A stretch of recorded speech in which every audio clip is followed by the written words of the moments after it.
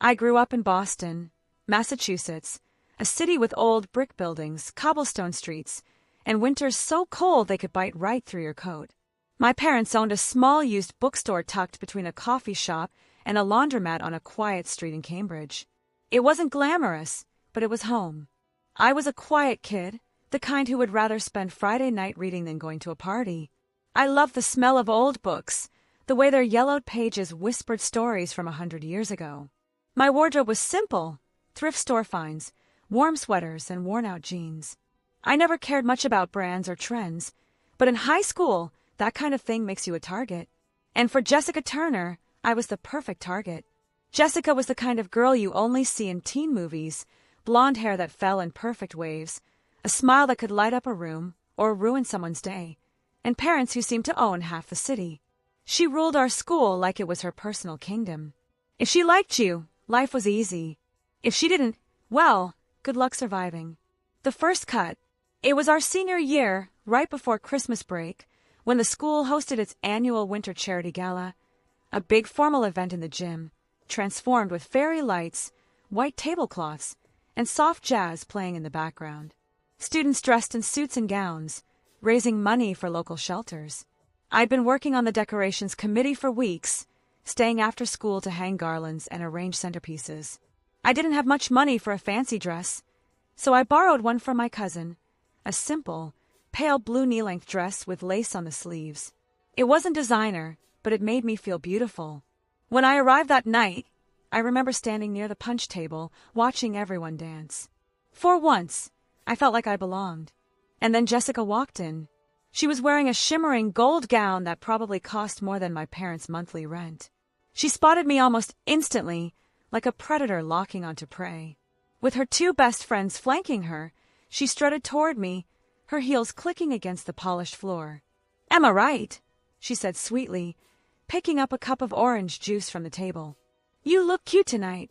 Before I could even say thank you, she accidentally tipped the cup forward, spilling the bright orange liquid down the front of my blue dress. Gasps. Laughter. The sticky cold soaking into my skin. Jessica smirked. "Oops, guess you should have worn something worth saving." I wanted to disappear. My hands shook as I grabbed a stack of napkins, but the stain was already spreading. People were staring. Some whispered. A few took out their phones. I locked myself in the girls' bathroom for the rest of the night. I didn't cry right away. I just stared at myself in the mirror, feeling small, humiliated, and completely powerless. That was the night I learned what it felt like to be publicly broken. The years in the shadows. After that, school became a minefield. Jessica didn't need to do much, just a whisper here, a smirk there, and my social life crumbled. I ate lunch alone. I stopped volunteering for anything that put me in front of people. My grades slipped a little, though I still managed to hold on to AB average. I told myself it didn't matter. I'd be gone soon. But deep down, a small ember was burning. I didn't have a plan yet, but I knew one day I'd rise so high above her that she wouldn't even be able to touch me. Turning point. The real shift happened after graduation.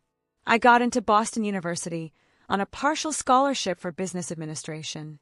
My parents scraped together what they could, and I took part-time jobs at the bookstore and a local cafe to cover the rest.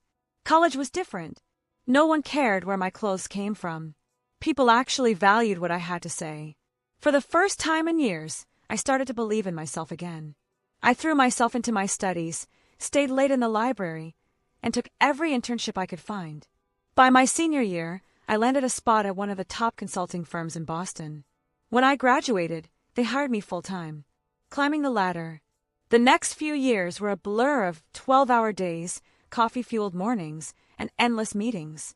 I worked harder than anyone else, not because I was trying to prove something to Jessica anymore, but because I'd finally discovered I loved what I did. By 28, I was ready to start my own consulting firm. It wasn't easy. I spent nights building my website, networking at events, and cold emailing potential clients. But slowly, things picked up. My reputation grew. I was invited to speak at conferences. My firm became known for turning struggling companies around. Life was good. Jessica was nothing more than a shadow in my memory. Or so I thought. The day fate knocked. It was a rainy Tuesday morning when my assistant brought me a new client file. I glanced at the name of the company and froze. Turner and Company. The representative listed for the first meeting, Jessica Turner. I stared at the paper for a long time. Part of me considered handing the client to another consultant. The past was in the past, right? But another part of me, the part that remembered standing in that bathroom in a stained blue dress, knew I had to see this through. The reunion. The next day, she walked into my office wearing a tailored blazer and expensive heels. She looked almost exactly the same, a little older, but still polished, still confident. For a split second, I wondered if she'd recognize me.